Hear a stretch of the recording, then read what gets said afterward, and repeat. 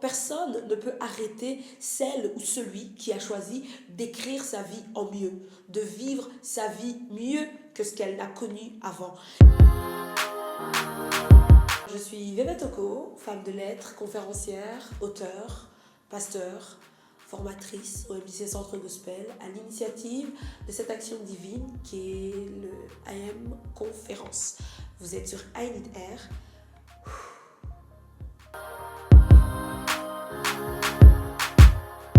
Je dirais qu'à une conférence, c'est une rencontre divine, c'est un rassemblement, une conférence périodique à destination de tous, mais particulièrement de la femme. De la femme pourquoi? De la femme parce que j'en suis une, et surtout parce que la femme a tellement à donner, c'est-à-dire qu'elle a tellement à recevoir. Elle a tellement à recevoir pour pouvoir donner en retour. Et du coup, je dirais qu'à une conférence, c'est un point de départ. C'est une conférence au travers de laquelle tout est possible. Je le définis ainsi, vous êtes confrontés à la vérité en vue de pouvoir atteindre la liberté. Quand je parle de liberté, je parle de la vraie liberté. Et c'est une conférence chrétienne, oui, c'est une conférence chrétienne qui a surtout pour objectif vous rendre libre, comme je l'ai dit. C'est vraiment l'atteinte de la liberté au moyen de différents ateliers, tribunes. Donc à une conférence, en 2-3 mots, ça ne suffit pas en fait. C'est une rencontre qu'il vous faut vivre.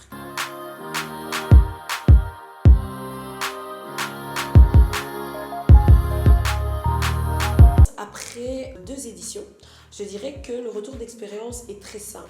Vraiment, je dirais divin.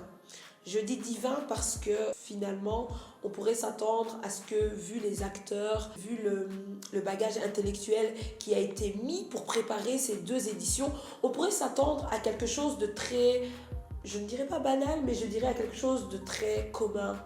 Et ce qui s'est passé, c'est que non, en fait, c'est totalement divin. C'est-à-dire qu'on a beau préparer ces éditions de telle ou telle manière, le résultat qui en sort nous étonne chaque fois. Alors, pour cette 2e édition, il était question, au travers de différentes tribunes, de faire admettre une chose à chaque femme. Chaque femme est en mesure d'être couronnée de gloire. Chaque femme est en mesure de vivre une autre partie de l'histoire. Et j'aime le dire de cette façon, je dis souvent, personne ne peut arrêter celle ou celui qui a choisi d'écrire sa vie en mieux, de vivre sa vie mieux que ce qu'elle n'a connu avant. Et je dirais donc qu'au cours de cette 2e édition, je vais dire de cette 2e édition parce qu'il y en aura d'autres, au cours de cette 2e édition, nous avons été bluffés. Personnellement, je vais parler pour moi, j'ai été bluffée. Juste pour vous remettre dans le contexte, il y a eu tout ce qui concernait la préparation, il y a eu la promotion. J'avais tellement à cœur de pouvoir mettre sur cette action tout ce que j'avais reçu de la part de Dieu. Moi, je marche en termes d'image. Je marche en termes d'image. C'est-à-dire que lorsque j'ai une image, j'ai à cœur de vraiment retrouver cette image. Et du coup, quand je n'ai pas l'image exacte, je n'arrive pas à ressentir les effets que je pouvais ressentir dans mon cœur, à l'intérieur de moi. L'homme intérieur, c'est ce qui compte. Et quand l'homme intérieur est fort d'une image, pouvoir manifester cette image à l'extérieur, certainement va transformer des vies. Alors une fois que cette image n'est pas exactement celle que l'on voyait, on se dit que voilà, le résultat sera tout autre, ça n'aura aucun impact. On est un peu déçu de soi-même, on se dit, attends Seigneur, je ne fais pas ce que tu aurais souhaité que je puisse faire. Et du coup, c'était ça, le gros challenge, c'était vraiment de pouvoir retrouver l'image que l'on avait, de pouvoir la reproduire sur la terre. Donc cette inspiration divine, en fait, en d'autres termes, cette inspiration divine, de pouvoir la manifester sur la terre, en sorte que plus d'un soit transformé, que plus d'une personne soit changée et puisse atteindre cette liberté. Donc il y a eu vraiment ce gros challenge. Et ensuite, il est arrivé le jour J. Et le jour J, écoutez, laissez-moi vous dire qu'on peut essayer de tout contrôler, mais finalement, nous ne sommes au contrôle de rien du tout. C'est le Saint-Esprit qui conduit. Et lorsque le Saint-Esprit conduit, nous ne pouvons qu'être dirigés par lui. Et c'est ce qui s'est passé. Il y a eu énormément, si je puis le dire, d'imprévus. Il y a eu beaucoup de panique, un petit peu. Oui, quand même, il y en a eu. Et je dois dire que j'ai vraiment stressé. J'ai vraiment eu, comme qui dirait, en fait, j'ai eu une manifestation de cet élément dont je devais être libérée. Mon problème à moi, par exemple, c'était la peur.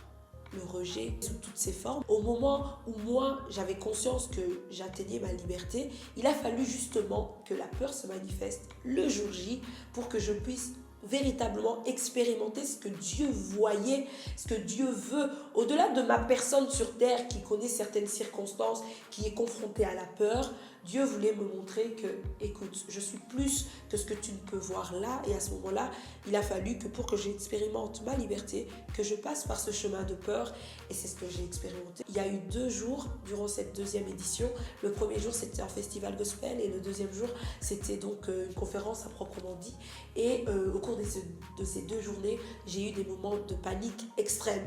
C'est-à-dire que je me disais, Seigneur, c'était pas ce qui était prévu.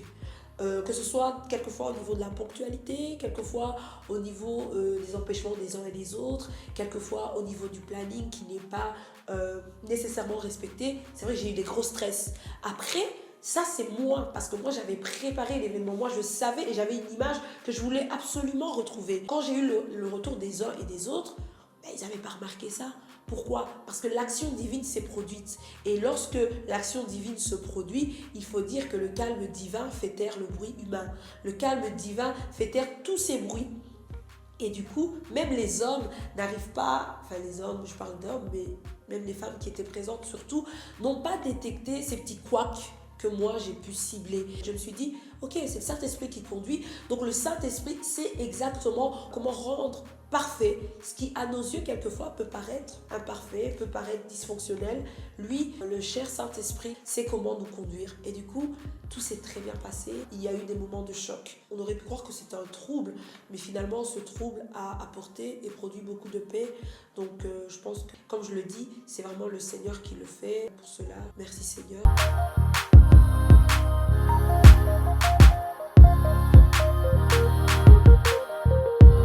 Si moi je dois répondre à cette question, je dirais que je suis cette femme qui, des suites d'AM Conférence, est déterminée.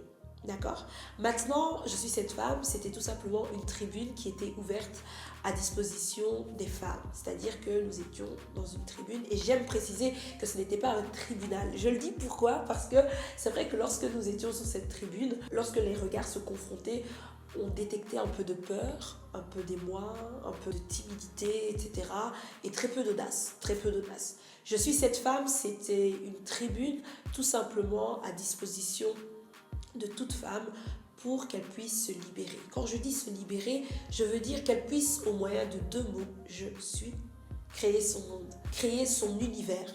Vous remarquerez avec moi que lorsqu'il est question de dire je suis cette femme, et je le dis parce que je l'ai expérimenté moi-même, et surtout que nous avons lancé une campagne de sensibilisation par rapport à cette action et à cette tribune, vous remarquerez que la plupart d'entre nous, chères femmes, lorsqu'il est question de dire je suis, ce qui s'ensuit est totalement péjoratif. On se base sur des expériences qui nous ont traumatisés, sur des expériences qui nous ont fait mal. On se base sur ce qu'il y a de plus mauvais en nous. En fait, on se base sur nos défauts, quoi. Et j'avais envie, en fait, au départ, de faire remarquer à chaque femme, vous êtes cette femme, oui, qui avait vécu telle ou telle situation. On a pu entendre des discours comme je suis cette femme qui perce, je suis cette femme qui se redécouvre en Christ. Je suis cette femme déterminée, je suis cette femme qui a connu et subi de nombreuses blessures. Je suis cette femme qui finalement n'est pas heureuse d'être la cadette de ma famille. Je suis cette femme qui sort de multiples situations. Pourquoi, chère femme, pourquoi, lorsque nous devons parler de nous, pourquoi favorisons-nous ce qui est mal? Pourquoi favorisons-nous ce qui nous a blessés? On le favorise pourquoi? On le favorise parce que ça nous blesse encore. Comprenez? Voilà pourquoi AM Conférence, c'est une plateforme qui se veut d'être accessible à toute femme qui subit des choses difficiles, quelle que soit votre situation, quel que soit ce que vous connaissez. À partir du moment où vous pouvez dire « je suis cette femme » et décrire une situation qui vous fait mal, qui vous blesse, vous êtes candidate à participer à cette rencontre. À partir du moment où vous vous dites « je suis cette femme qui souffre, je suis cette femme qui n'est pas heureuse, je suis cette femme qui a connu une situation trouble, qui m'a blessée, qui d'un point de vue émotionnel m'a traumatisée, vous êtes vraiment la bonne candidate pour participer à cette conférence. Maintenant, qu'est-ce que j'aimerais dire encore à toute personne qui se prêterait au jeu et qui dirait je suis cette femme? J'aimerais lui dire, vous n'êtes pas que cette femme. Et AM Conférence est là pour faire remarquer à toute personne que vous n'êtes pas que ce que vous dites de votre bouche. La Bible déclare que nous sommes en quelque sorte la somme de nos pensées. J'aimerais faire remarquer à une femme que lorsqu'elle exerce ses pensées à la vérité, elle devient une toute autre personne. Et nos pensées nous proviennent souvent et parfois de toutes les situations qu'on a pu vivre, connaître, subir. Et lorsqu'elles sont mauvaises et qu'elles nous ont marquées, c'est ça qui sort de nos bouches. Et même si on ne veut plus vivre ça, mais bizarrement, on s'en réfère à ça et c'est ce qui revient et revient et revient jusqu'à nous détruire, jusqu'à nous faire fuir notre vie sur la terre. Nous sommes sur terre. Alors lorsque l'on exerce nos pensées à la vérité, ce qui ressort, c'est que on arrive à vivre une vie qui va au-delà des apparences. Parce que la réalité, c'est ce que l'on voit devant nous. C'est ce qui est réel, c'est ce qui est tangible, c'est ce que l'on voit. Tandis que la vérité est tellement invisible que lorsque tu ne la vois pas, si tu le veux, si tu as exercé tes pensées à la vérité, tu peux la manifester, la rendre visible. Toute femme, je pense, au départ de cette phrase « je suis cette femme », n'est pas obligée de détecter le mal qu'elle a subi et de souligner ce qui lui fait mal, etc. Mais elle est en mesure de créer son monde. Elle est en mesure de dire « je suis cette femme qui est épanouie ». Et bizarrement, même si l'épanouissement n'est pas là, d'avoir exercé ses pensées à la vérité et de l'avoir proclamé va susciter cet épanouissement. Et je suis là pour rappeler à quelqu'un que au départ de je suis, on peut s'identifier à une réalité meilleure qui s'en vient au départ d'une vérité.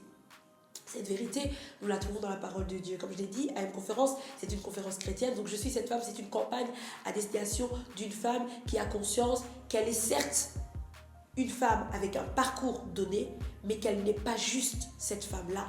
Elle peut encore être au-delà. Il y a l'autre partie de l'histoire à vivre. Donc voilà, je suis cette femme. Je pense que c'est une opportunité de pouvoir se libérer de ces chaînes. Et je trouve que c'est très important.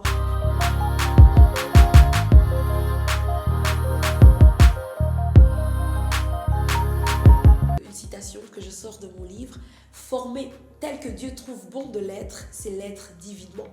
Former tel que Dieu trouve bon de l'être, c'est l'être divinement. Et je pense que toute femme, en fait, a un caractère divin. Avant toute sa réalité autour d'elle, avant tout ce qu'elle a pu connaître et subir, avant même ce caractère qui aujourd'hui est un caractère qu'on peut définir de difficile, avant tout ça, la femme a un caractère divin. Et lorsqu'elle considère qu'elle est formée comme Dieu le veut, elle comprend qu'en fait, au-delà de tout, au-delà du bruit intérieur, au-delà du lourd passé, au-delà de tous ces émois, il y a vraiment la réelle personne qu'elle est.